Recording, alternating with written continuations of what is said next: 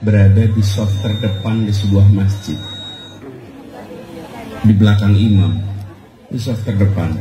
Tapi sampainya di shaf depan itu bukan saya melangkahi shaf-shaf yang ada di kanan kiri dengan membuka kanan kiri, tetapi yang terjadi adalah jamaah di masjid ini bergoyang kanan kiri, dorong kanan kiri, saya kegeser kanan, kegeser kiri, sampai kegeser ke paling depan.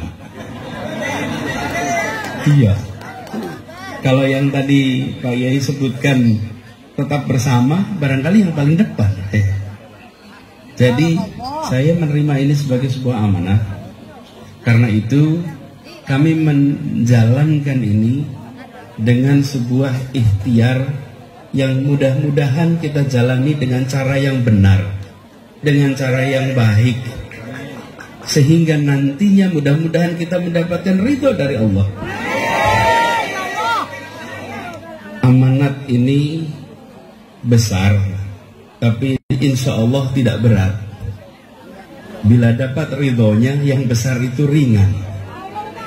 Bila tidak ada ridhonya, yang kecil saja berat.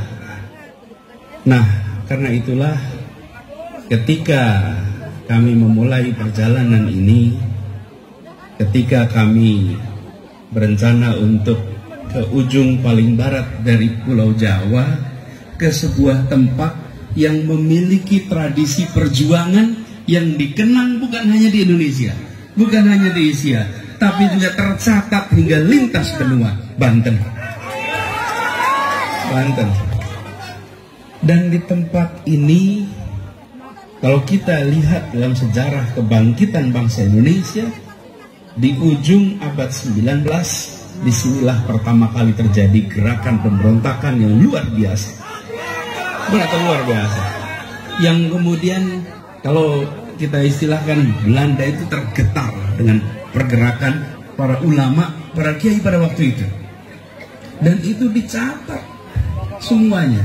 Karenanya kami datang ke sini ingin mendapatkan hikmah dari zuriat yang ada di sini, yang sudah lintas generasi membawa semangat perjuangan yang membuat kita semua sebagai umat Islam, sebagai bangsa Indonesia itu punya catatan gemilang sejarah yang membanggakan. Kami bersyukur betul dapat kesempatan untuk tiba. Karena itu saya agak menyesal tadi ketika sampai di sana sudah menunaikan sholat duhur asar di jamak qasar tadi, sehingga tidak sempat. Tapi nanti saya ingin sujud di sini. Insya Allah diizinkan untuk bisa sujud di sini, sehingga kita bisa bukan hanya satu mendapatkan nasihat dari semua para ulama kesepuhan Banten, juga berkesempatan untuk bersujud di sebuah masjid yang punya catatan luar biasa gemilang ini, dan kemudian ingin berziarah. Jadi kami melihat bangsa ini sudah terlalu sering tergores.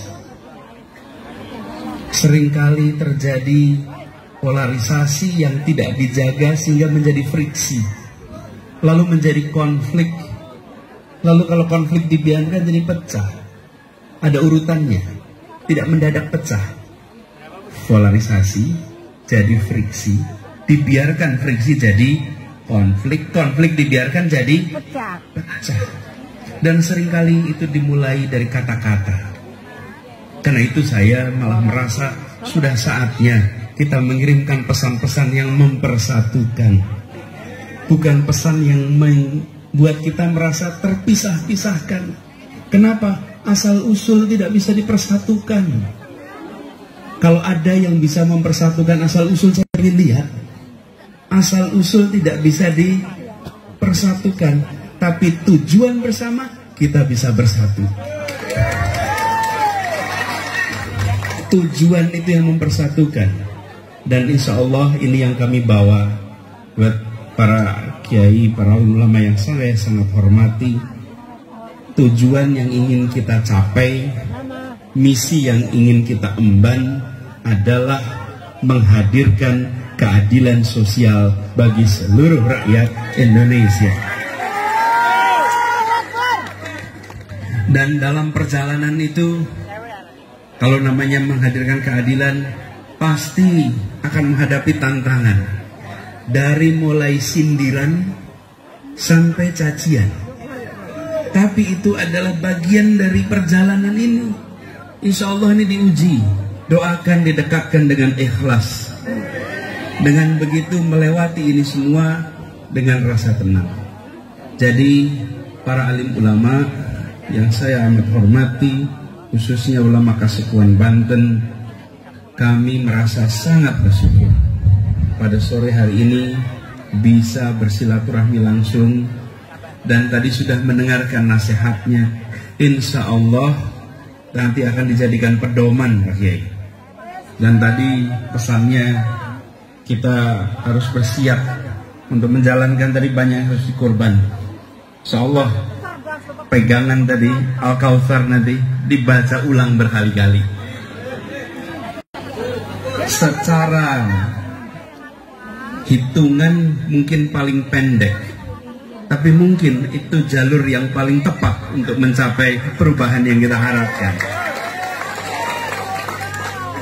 Jadi mohon doanya dan doakan agar kami bisa didekatkan dengan amanah, didekatkan dengan istiqomah, didekatkan dengan ikhlas, karena rute yang hendak dijalani adalah rute yang penuh dengan tantangan.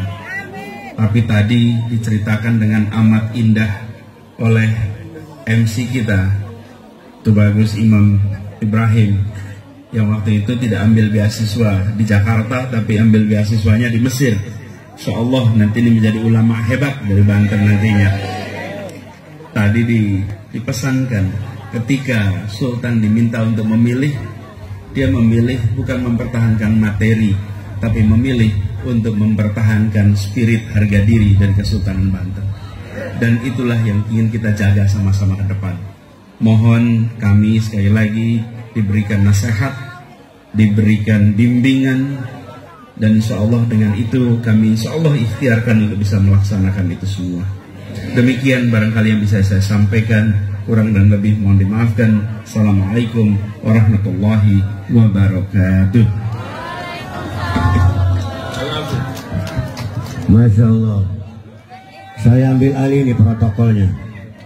Tadi udah dapat isyarat dari Bapak pimpinan, kayaknya acara sudah habis sampai di sini. Yang sudah saya catat 5 orang, tinggal dikirim aja pertanyaannya ke beliau. Beliau jawab. Ya, jadi sekarang sudah gak ada waktu lagi, tinggal mungkin sedikit saja. Karena masih ada 4:30 ini, ya masih ada waktu sedikit, ya. Tadi saya tanggapi omongan Pak Anies sedikit tadi tentang istiqomah. Cuman istiqomahnya jangan nurutin saya, Pak Anies. Kalau saya kan istiqomah istirahat nggak ada kumdima. Iya, saya kan DRS di rumah saja, nggak kerja, nggak kemana di rumah aja. Jadi istiqomah saya itu.